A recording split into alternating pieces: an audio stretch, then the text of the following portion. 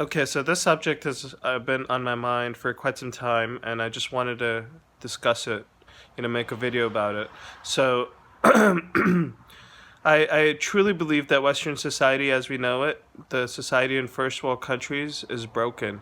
And I can say that for sure after living in Eastern countries as well as Western countries, that Western countries, even though they're so much more developed in terms of infrastructure, in terms of facilities, but the society, the core of the society, the health of the society is really bad, and the society itself is broken.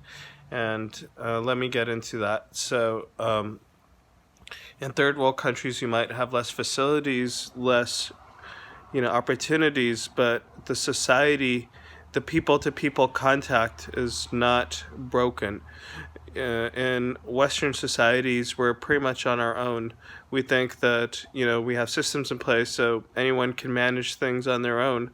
Well, humans are social, beings, and we need people to people contact to flourish and to prosper. And the way the Western society today is set up, that it does not allow us to have that kind of contact.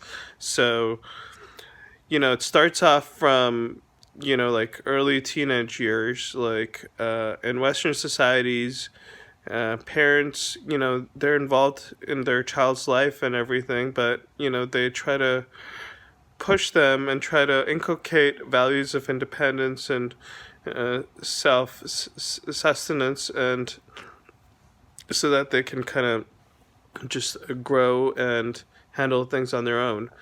Whereas in Eastern societies, parents, they keep getting involved until like the kid gets married, or sometimes in cases even after that. So I mean, it's about the two extremes. Western society encourages kids to be independent, on your own, and to manage your own affairs, with age. And in Eastern cultures, the parents might be seen as overbearing. So it's about getting the right balance. I feel like after college or even during college, kids rack up their student loans, and after they graduate, it's really difficult. With the job market, there's few entry level positions, so there's few organizations that actually want to take a chance on you after college. So I mean, you rack up all these student loans, and you don't know how you're going to pay them off. You do multiple jobs, you do whatever, but you have to like pay off your loans. Whereas in Eastern cultures, parents typically they support their children during college, and then you have less pressure on kids to really um, so there's less negative pressure, I would say, um, to actually, face these kinds of issues. So that's the first thing. Secondly, when you're working, um, I've noticed in the Western work culture that everyone's so drained out, and working to the utmost of their abilities, and so stretched that people, there isn't enough people to people contact at work, or outside of work. So people need to have Friday nights, or weekends, where they just want to relax and cool off, and just kind of get away from the whole routine. And in Eastern cultures, you there's much more of a work, and personal life balance, which is not found in Western cultures. In Western cultures, it's typically more geared towards your professional life, and neglecting it can come at a cost of neglecting your own personal life.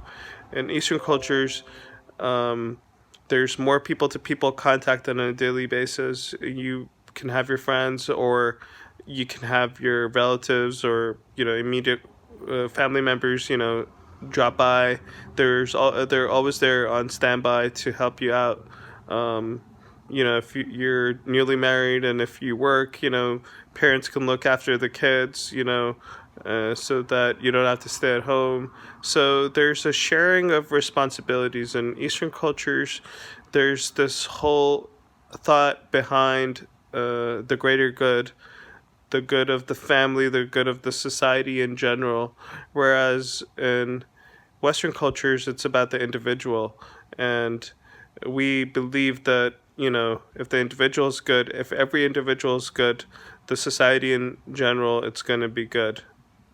But that might not necessarily be the case because the lack of integration between different human beings, that's the thing that's missing in Western cultures. Um, and, there's people have a hard time, dealing with stress, in Western cultures. People can suffer from anxiety, from depression, from many things, and they don't have anyone to reach out to. And it's surprising that even though Western culture, it's so far ahead in terms of medical advancement, in terms of, technologies and mental health, but the rates of suicide are actually going up in Western cultures. So uh, there's a lot of unhappiness. It's a sign that the society is broken and there is not enough people to people contact.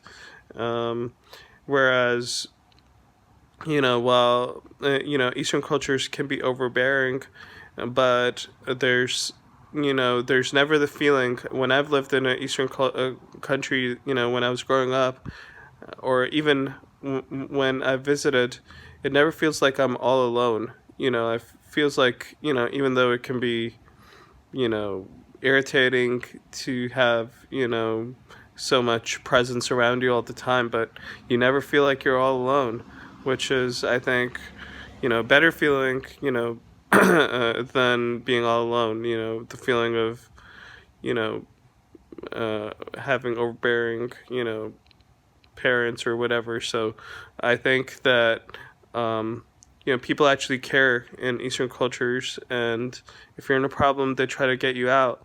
Whereas in Western cultures, you're pretty much on your own. You can take advice from people. So I think with the stress that is forming in terms of work, in terms of just the world that we live in. It's a high pressure world that we live in, and high pressure societies. A lot of peer pressure. I think it's so important that we have that human to human connection, which is missing in Western cultures, and I think people should be open to the idea. I think I honestly believe that people from Eastern countries, like I was, they should live in Western countries and cultures, and, vice versa. You should have Western people living in Eastern cultures, and, you can find that on Google. If you go on Google, if you search travel blogs, there's so many people that escape from, escape, from Western cultures and go to, try live, or at least visit, Eastern cultures, and they love it over there. There's a, connection, even though there's less facilities in those Eastern countries, but there's a more human to human connection as well as a connection to nature. Um, if you go to an Eastern country and you don't find, that, there's electricity all the time, it's not a huge deal for them. They manage to live and they learn to live without, those things as well. Whereas in Western countries, if you have a power outage for an hour, you're going to freak out. So, or you're not accustomed to these things. You're not accustomed to living life without internet. Go to like an Eastern country, and if you don't have internet access, you might be pleasantly surprised how much at peace you're going to be at. You're going to actually do things that might actually be good for you mentally. You might actually be able to relax and not lose connection with social media, and you might actually just have that connection with nature, and deal with things that really matter. And Western countries were so occupied with these things that we forget that there's nature out there. There's nature to cherish, to enjoy, to live, and there's, you know, you can be a minimalist and you can still live a really prosperous and a really fulfilling life. You don't need, all the latest technology. You don't need quite a lot of things, to prosper. So I think just the whole element of materialism and superficiality, I think, is, like the core cause of like the unhappiness that we have.